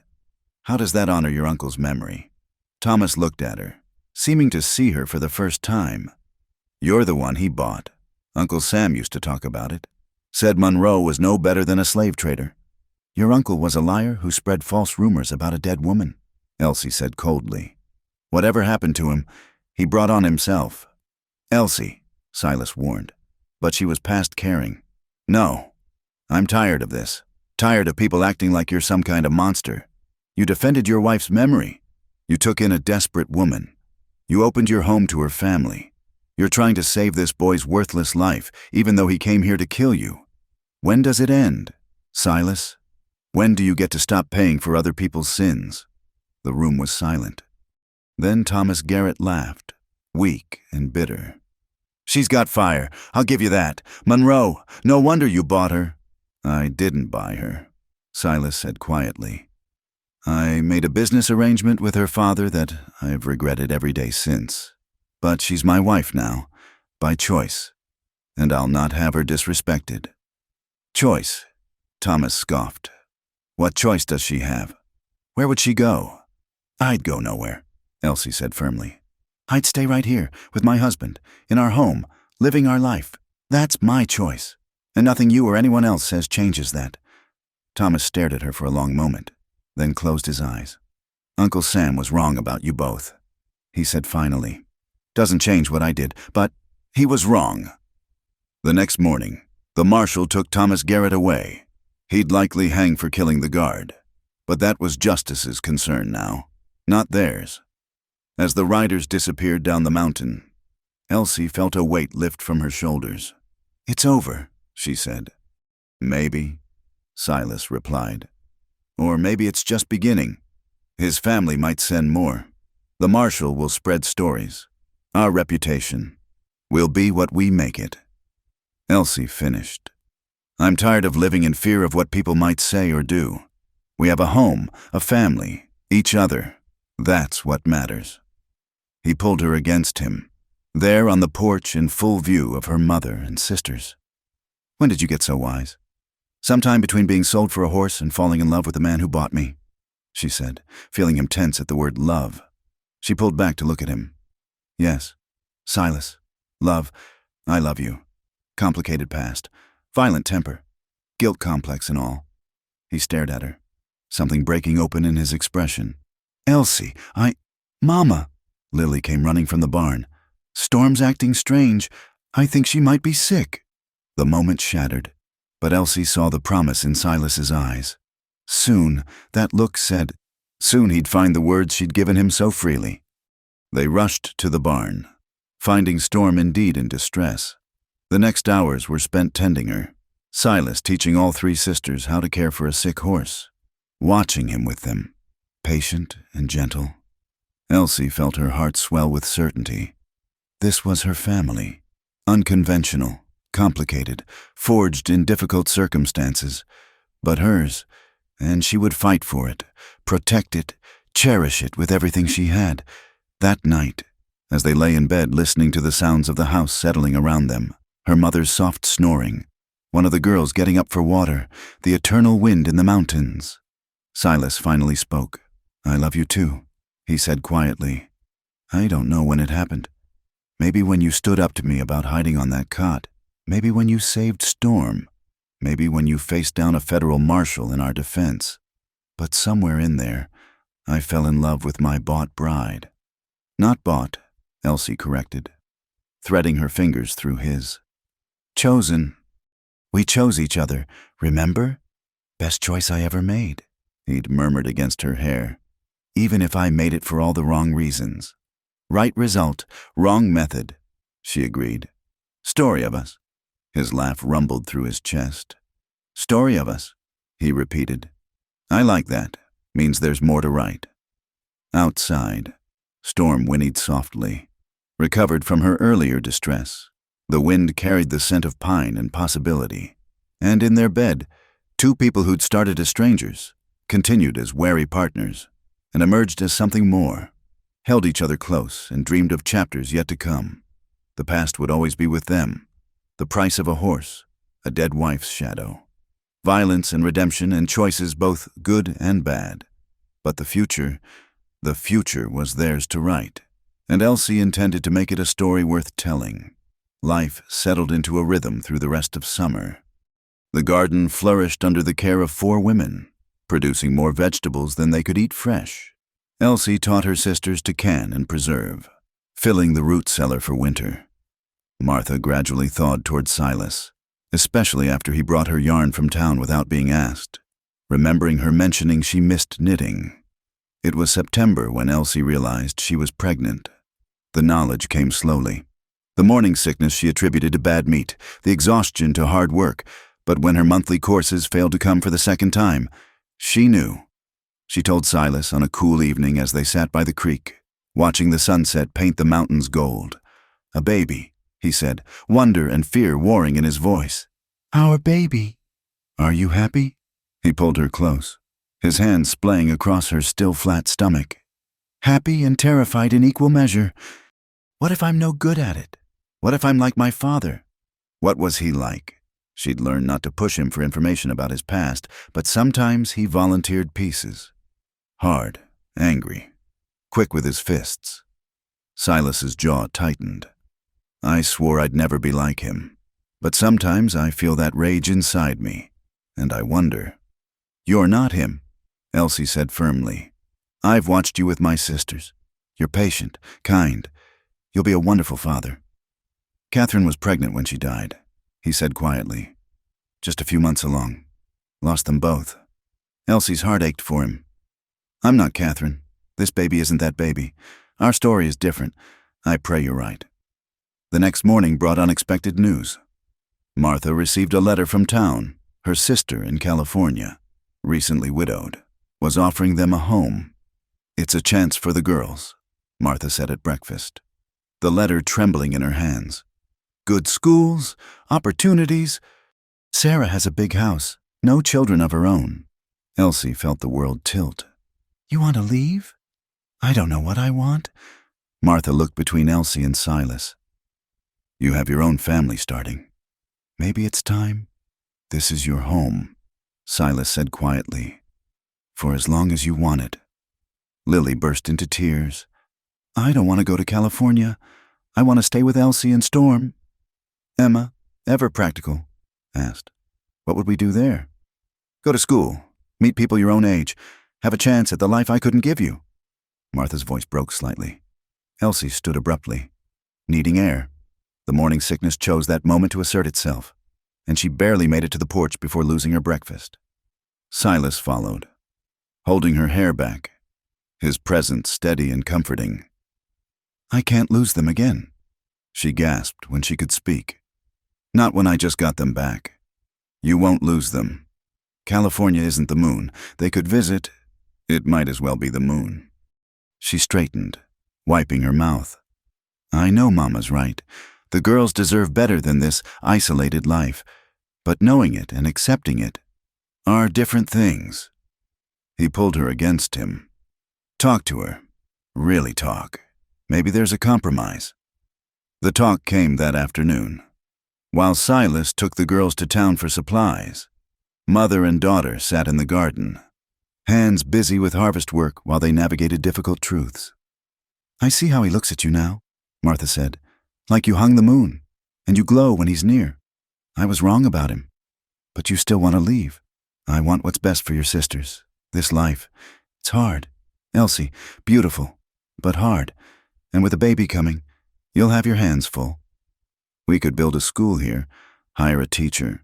Other families might come if there was a school." Martha smiled sadly. "Always trying to fix things. Just like your father, before." She shook her head.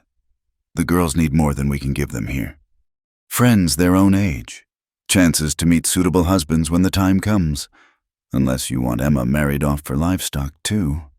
The words stung, even though Elsie knew they weren't meant cruelly. "What happened to me won't happen to them. Can you promise that? What if something happens to Mr. Monroe? You'd be a widow with a baby and 2 sisters to support. What choices would you have then?" Elsie had no answer. The harsh economics of frontier life were unforgiving to women alone. "I'm not saying we'll go tomorrow," Martha continued, "but I want to visit Sarah, see what she's offering. The girls deserve that much." That evening, Elsie found herself in the barn with Storm, seeking comfort in the simple act of brushing the young horse. Silas found her there, tears streaming down her face. "They have to go, don't they?" she said without looking at him. "It's right for them to go. Maybe, or maybe there's another way." He took the brush from her hands, setting it aside. "What if we sent Emma to school in town? Board her with the minister's family during the week. Lily's young enough to learn here for now. Split them up. Give them choices, different paths." He cupped her face, thumbing away her tears. "Nothing's permanent. Elsie, if California doesn't work out, they can come back. If Emma hates town school, we'll figure something else out. When did you become the optimistic one? When you taught me how." He kissed her forehead. "We'll make this work. All of it. The compromise, when presented, satisfied everyone partially, which perhaps meant it was fair. Emma would try school in town after Christmas. Martha and Lily would visit California in the spring, see what opportunities awaited. Decisions would be made based on experience, not fear." October arrived with spectacular color, the aspens turning gold against the evergreens. Elsie's pregnancy progressed, her body changing in ways that fascinated and frightened her. Silas was almost comically protective, trying to stop her from lifting anything heavier than a plate. "I'm pregnant, not porcelain," she told him one morning when he tried to carry the water buckets for her. "Humor me," he said. "I've already lost one family. I won't risk losing another." It was during this golden time that Jake Morrison returned, drunk and looking for trouble. He showed up one evening, weaving in the saddle, shouting for Silas. "Come out, Monroe! Got something to settle with you!" Silas emerged, rifle in hand but not raised. "Go home, Morrison. You're drunk. Drunk on truth." Morrison swayed, nearly falling. "Garrett's nephew hanged last week. Boy's last words were about you, about how you killed his uncle, sure as if you'd shot him." Man's last words aren't evidence of anything except desperation. Maybe not, but people are talking, saying maybe it's time someone did something about Silas Monroe and his bought woman. Elsie stepped onto the porch despite Silas's warning gesture. "People say a lot of things. Doesn't make them true or worth listening to." Morrison's laugh was ugly. "Look at you, acting all high and mighty. Everyone knows what you are. Difference between you and the whores in town is they're honest about their price." The rifle in Silas's hands came up. "Get off my land, now. Or what, you'll shoot me? Add another death to your count." "Please," Elsie said, putting her hand on Silas's arm. "He's drunk and stupid. Don't give him what he wants. Listen to your woman, Monroe. She knows about giving men what they want." Silas moved faster than thought, the rifle reversing, the butt catching Morrison in the stomach. The man tumbled from his horse, retching in the dirt. "Next time you come here," Silas said, his voice deadly calm, "I won't be so gentle. And if you ever speak about my wife that way again, drunk or sober, I'll make what I did to Garrett look like a love tap." Morrison crawled to his horse, hauled himself up, and rode away, cursing. But Elsie saw the satisfaction in his eyes. He'd gotten what he came for, proof that Silas Monroe was still a violent man. "He'll spread this around," she said quietly. "Let him." But she could see the weight settling on Silas's shoulders again, the old guilt returning.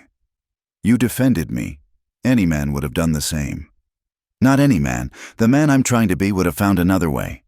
"The man you are is exactly who I need," Elsie said firmly. "I don't want some saint who'd let people insult me. I want you, temper and all." That night, lying in bed with his hand protective over their growing child, Elsie made a decision. "I want to leave for a while." Silas went rigid. "What?" "Not forever.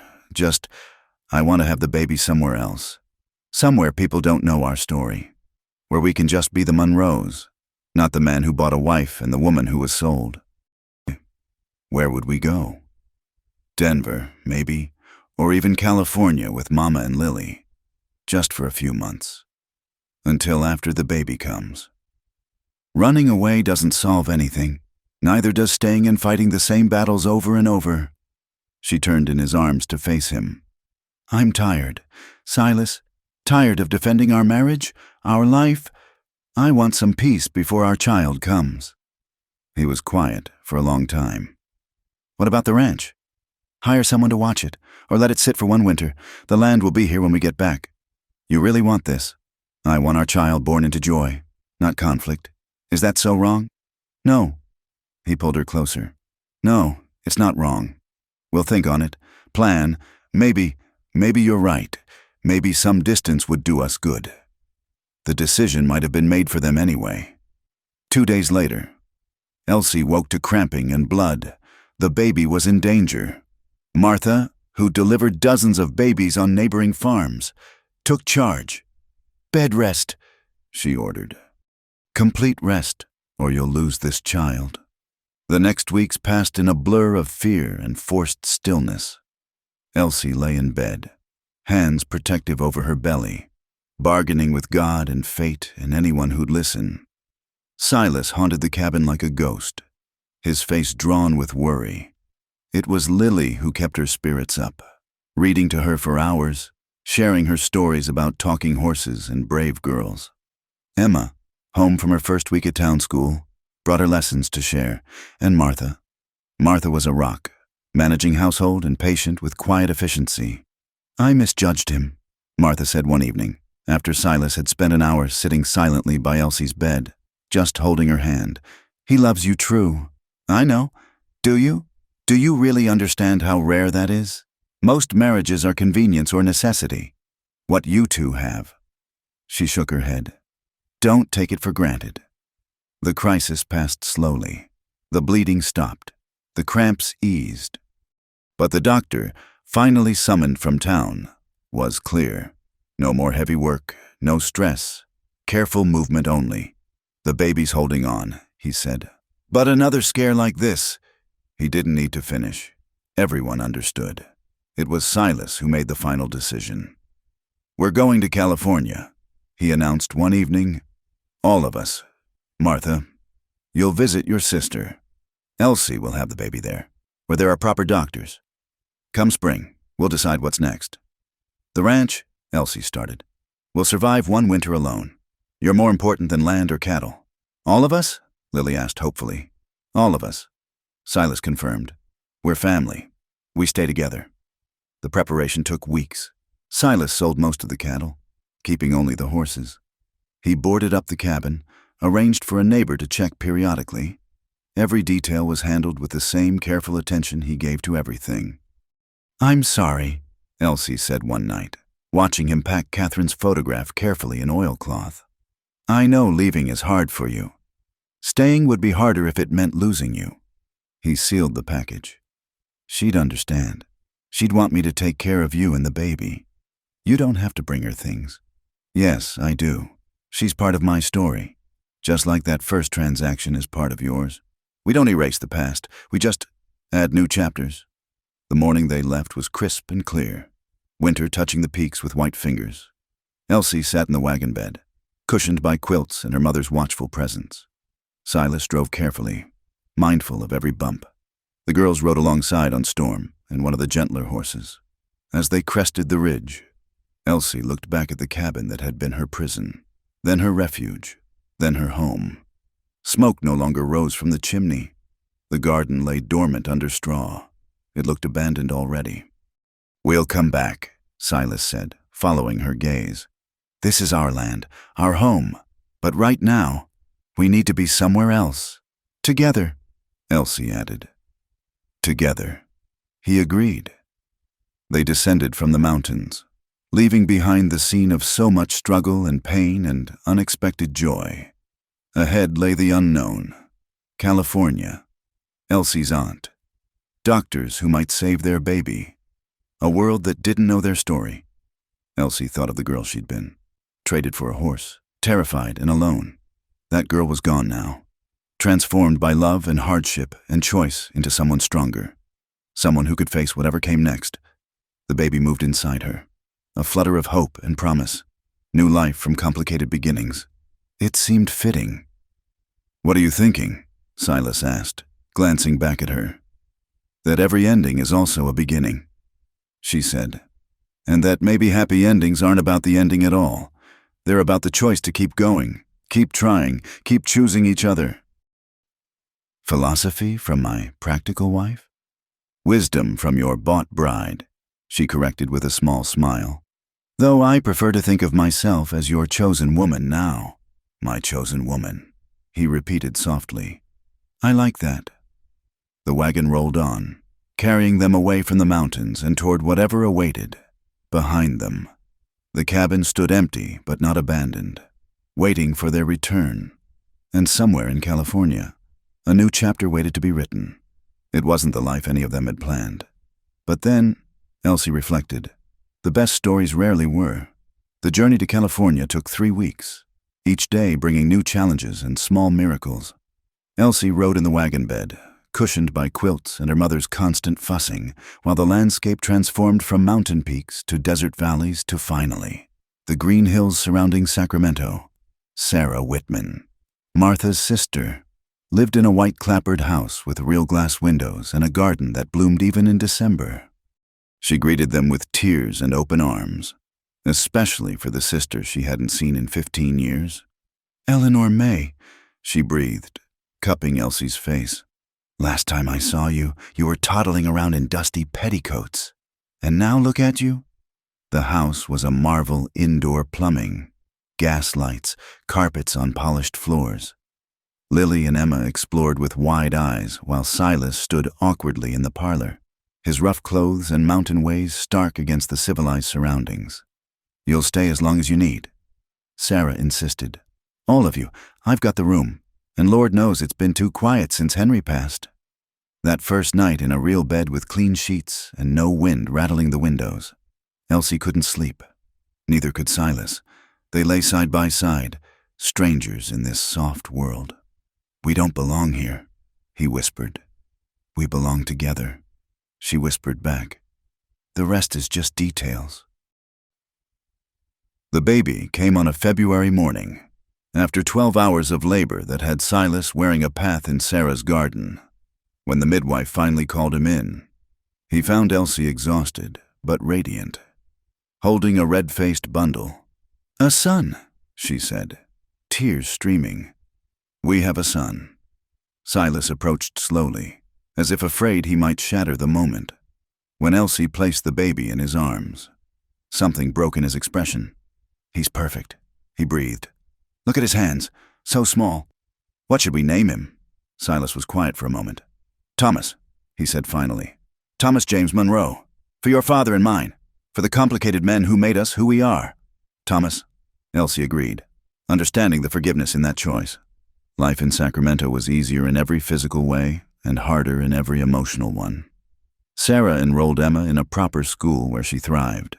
Lily joined a church group for young ladies. Martha helped her sister run the household and seemed years younger away from the harsh mountain life. But Silas was like a caged wolf. He found work at a livery stable. Good, honest work.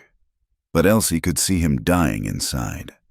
Each evening he'd hold Thomas and stare out the window toward the east, toward mountains he couldn't see. You miss it, Elsie said one evening in April, as Thomas nursed contentedly. Every day. He didn't pretend not to understand. But you're happy here, your family's happy. Thomas is healthy and safe. Are those things worth your soul? He looked at her sharply. You're my soul, you and Thomas. Then trust me when I say we need to go home. This could be home. Sarah's offered to help us buy a place nearby. I could run a stable. You could have a real house. Thomas could go to school. Silas Monroe, you listen to me. She shifted Thomas to her shoulder, fixing her husband with a firm stare. I didn't survive being sold, being transplanted, nearly losing our child, just to watch you wither away in a place that doesn't suit you. We belong in those mountains. Both of us. Your family. We'll be fine. Emma loves her school, but she misses the ranch. She can board in town during term and come home summers. Lily's been writing stories about Storm and the mountains. She's homesick too. And Mama, she smiled. Mama told me yesterday she's tired of tea parties and calling cards. Said at least in Wyoming, people said what they meant. And Sarah has invited us to visit every winter. California's not going anywhere. Silas pulled her close, careful of the baby between them. When did you get so wise? Somewhere between a root cellar in Wyoming and a parlor in Sacramento. She kissed him softly. Take us home, Silas. Take us back to our mountains. The conversation with the family went better than expected. Emma was torn, but admitted she missed the freedom of ranch life. Lily practically danced with joy. Martha was the surprise. She'd already been thinking about returning. Sarah's life is lovely, she said. But it's not mine. Those mountains, that cabin. I thought I hated it, but I helped make something grow there. I want to see what else we can build. Sarah was gracious about their decision, extracting promises of winter visits and regular letters. She helped them prepare for the journey, insisting on sending supplies and even hiring extra protection for the road. You take care of my family, she told Silas privately. Their precious cargo, with my life. He promised, and meant it. The journey home was different from the leaving. Where before there'd been fear and uncertainty, now there was purpose. Thomas traveled well, sleeping through most of the days, content as long as Elsie was near. The girls chattered excitedly about their plans. Emma would help expand the garden. Lily would train Storm for riding. When they finally crested the ridge and saw the cabin below, unchanged save for some winter damage to the barn roof, Elsie felt tears spring to her eyes. We're home, she breathed. Silas stopped the wagon, studying their domain. Needs work. Roof's damaged. Fences are down. Garden's gone wild. Then we'd better get started, Martha said practically. Good thing you've got plenty of hands now. They threw themselves into restoration with the energy of people reclaiming their true lives. Silas repaired buildings and fences. Elsie, with Thomas in a sling across her chest, directed the garden renovation. The girls mucked out stalls and gentled horses who'd gone half wild over the winter. It was hard work, harder in some ways than before because now they knew how easy life could be elsewhere. But it was their work, their land, their choice. The first night back in their own bed, Silas held Elsie close while Thomas slept in the cradle he'd carved during her pregnancy. Any regrets? He asked. None. You? Only one. He was quiet so long she thought he'd fallen asleep. Then, I wish I could go back and do it right. Court you properly. Ask for your hand instead of your father's. Give you the choice from the beginning. Elsie turned in his arms to face him. If you'd done that, we might never have found each other. I wouldn't have looked twice at a mountain hermit, and you wouldn't have noticed a farm girl. It took something drastic to bring us together. Still, she silenced him with a kiss. No more guilt. Silas Monroe. We've moved past that. We chose each other, remember? Every day since that first transaction has been a choice. And I choose you. I choose this life. I choose our family. Even knowing how we started? Especially knowing how we started. We took something that could have been tragic and made it beautiful. How many couples can say that? He held her tighter, and she felt him finally, truly, let go of the last of his guilt. Spring flowed into summer. Thomas grew round and happy, crawling everywhere, pulling himself up on furniture. Emma excelled at school in town, coming home weekends full of stories and new knowledge. Lily, allowed to attend the local school, made friends with other ranch children. Martha had taken over managing the household, freeing Elsie to help Silas with the expanding ranch. They'd bought more cattle, hired a hand to help with the work. The garden produced enough to sell at market, slowly, carefully. They were building something sustainable. It was August when Jake Morrison appeared one last time. But this Morrison was different. Sober, subdued, hat literally in hand. Come to apologize, he said, not meeting their eyes. The things I said, they were wrong, mean-spirited. I was angry about, well, doesn't matter what. Point is, I'm sorry. Elsie and Silas exchanged glances. What brought this on? Silas asked. Got a letter from Thomas Garrett, from prison. He's dying. Consumption, they say. Wanted me to know the truth about his uncle. Sam was a bad man. Mr. Monroe did things, well, Thomas said you were protecting your wife's memory, and he was right to do it. Morrison shifted uncomfortably. Also, my own wife left me, said she couldn't stand my bitterness anymore. Made me think about things. Anyway, I'm sorry, both of you. After he left, Elsie found Silas standing by the creek, skipping stones across the water. You all right? It's strange, he said. I carried that weight so long. Sam Garrett, the fight, what people thought, and now it's just gone. Good riddance. She linked her arm through his. We've got better things to think about now. Like what? Like the fact that I'm pregnant again. He spun to face her, joy and worry battling in his expression. Again? But Thomas is barely walking, talking, and ready for a sibling. She finished. I'm healthy. We're home. And this time I know what to expect.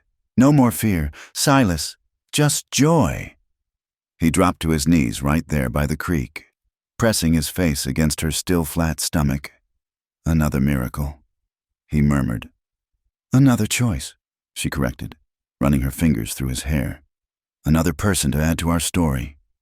That night, as the family gathered for dinner, all 6 of them around the table that had once seemed too big for 2, Elsie looked around and marveled at the journey. From a desperate transaction to this, a true family, chosen and cherished. I want to make a toast, she said, raising her water glass. To complicated beginnings and beautiful endings. To choices made and chances taken. To family, both born and built. To home, Martha added. To adventure, Lily chimed in. To education, Emma said with a grin. To forgiveness, Silas said quietly. And to love that transforms everything it touches. They clinked glasses. Even little Thomas in his high chair banging his cup enthusiastically. Outside, the mountains stood eternal, witness to their struggles and their triumphs. Storm whinnied in the pasture, answered by the other horses. The garden rustled with evening breeze, heavy with the promise of harvest. Later, as Elsie tucked Thomas into his crib and felt the flutter of new life within her, she thought about the girl who'd arrived here nearly 2 years ago. That girl, sold for the price of a horse, was both gone and forever part of her. Every scar was a story. Every struggle had led to strength. Every wrong turn had somehow led them right where they needed to be. Mama? Thomas's sleepy voice called out, one of his first words. Yes, my love, Mama's here. And she was. Here in this cabin built by love and loss. Here in these mountains that had tested and shaped them. Here with the man who'd bought her freedom while thinking he was purchasing a convenience. Here with the family they'd made from the ashes of the one she'd lost. Here. Home. Chosen. It was more than enough. It was everything. Thank you so much for joining me on this journey through Elsie and Silas's story. I hope you felt the dust of the Wyoming mountains and the warmth of hard-won love. Where are you listening to this tale tonight? Leave a comment below. I'd love to know if you're by a cozy fire, on a long drive, or perhaps falling asleep to the sound of these old Western stories. Don't forget to subscribe to Wild West Campfire for more tales of love, loss, and redemption in the American frontier. Share your thoughts about Elsie and Silas. Did their unconventional beginning lead to the ending you hoped for? Until our next story, partners, keep the campfire burning and the stories flowing.